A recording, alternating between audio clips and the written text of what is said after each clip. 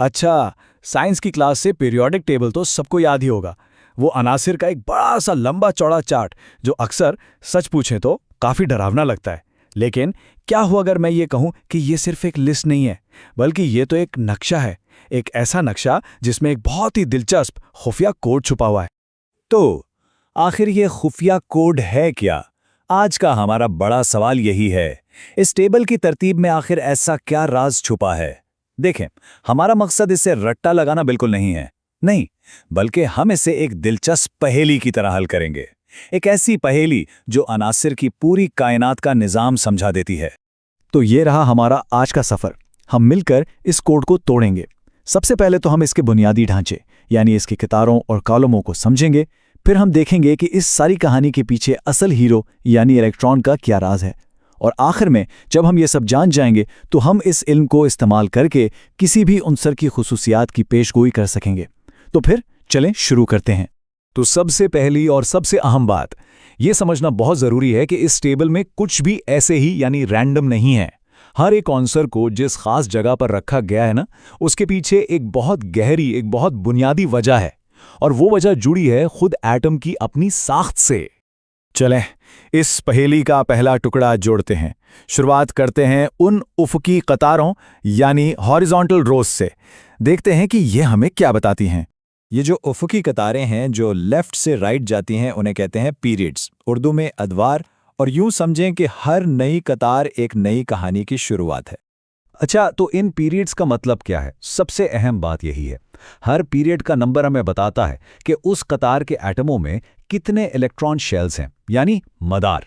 इसे ऐसे सोचें जैसे कोई इमारत हो। पीरियड 1 के अनासिर के पास एक मंजिल है, पीरियड 2 वालों के पास 2 मंजिलें हैं, और इसी तरह ये सिलसिला आगे चलता है, बिल्कुल सीधा साधा। ठीक है, तो कतारों का राज तो खुल गया। अब बारी है कोड के दूसरे हिस्से की, यानी ये अमूदी कॉलम। और ये कॉलम बहुत खास हैं क्योंकि ये हमें इन अनासिर के खानदान के बारे में बताते हैं। ये जो ऊपर से नीचे आने वाले कॉलम्स हैं ना, इन्हें कहते हैं ग्रुप्स। और यही वो जगह है जहां एक जैसे कीमियाई खानदान इकट्ठे रहते हैं। तो इन ग्रुप्स में क्या खास बात है? बात यह है कि एक ही ग्रुप के अंदर जितने भी अनासिर हैं, उन सब के सबसे बाहरी शेल में इलेक्ट्रॉन्स की तादाद बिल्कुल एक जैसी होती है। और उन बाहरी इलेक्ट्रॉन्स को कहते हैं वैलेंस इलेक्ट्रॉन्स।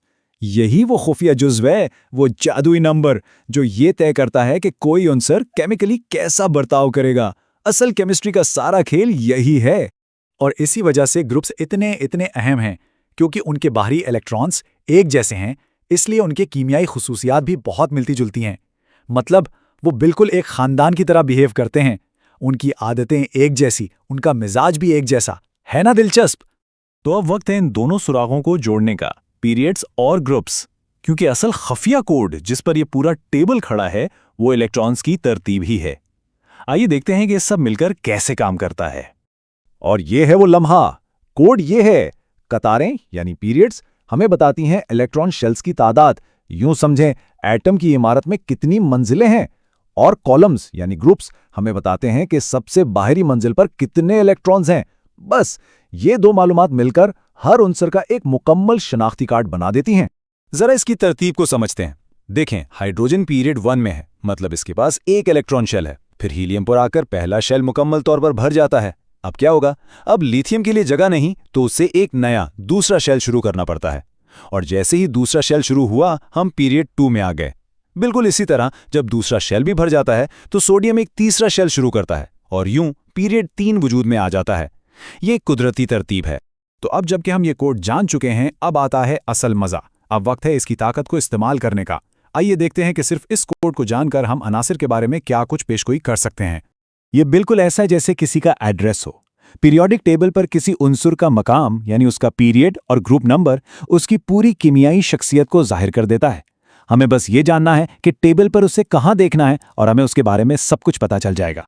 चलिए एक मिसाल देखते हैं ग्रुप 17 की। इसे हैलोजन फैमिली भी कहते हैं। अब इस खानदान में फ्लोरीन है, क्लोरीन है, ब्रोमीन है। इन सब में मुश्तरक क्या है? इन सब के बाहरी शेल में 7 इलेक्ट्रॉन्स हैं। अब नतीजा क्या निकलेगा? नतीजा यह है कि ये सब के सब बहुत ज्यादा रिएक्टिव हैं। क्यों? क्योंकि इन सब को सिर्फ एक इलेक्ट्रॉन चाहिए अपना शेल मुकम्मल करने के लिए, और ये उस एक इलेक्ट्रॉन के लिए कुछ भी कर सकते हैं। तो आइए आज की सारी बात को समेटते हैं। सबसे अहम बात, पीरियोडिक टेबल सिर्फ एक लिस्ट नहीं, ये अनासिर का एक नक्शा है। इसकी कतारें यानी पीरियड्स हमें इलेक्ट्रॉन शेल्स की तादाद बताती हैं। इसके कॉलम यानी ग्रुप्स हमें बाहरी शेल के इलेक्ट्रॉन्स बताते हैं। और इन दोनों चीज़ों से मिलकर किसी भी उनसर का मकाम उसकी खुसूसियात की पेशगोई कर देता है।